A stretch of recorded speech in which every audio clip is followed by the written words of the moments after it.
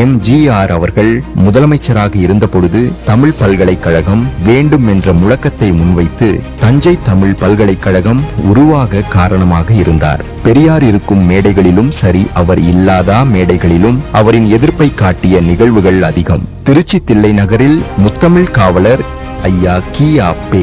மேல்நிலைப்பள்ளி ஒன்று செயல்பட்டு வருகிறது. அது மட்டுமல்லாது தமிழருக்கென்று கொடியையும் வடிவமைத்து பட்டி தொட்டி எங்கும் கொண்டு சேர்ந்தவரும் ஆவார். பெரியார் திராவிட இயக்கம் கொண்டு வந்த போது தமிழ்நாடு தமிழருக்கே என்கின்ற கொள்கையை முன்வைத்து தமிழர் கழகம் வேண்டும் என்று எண்ணியவர் ஆவர்.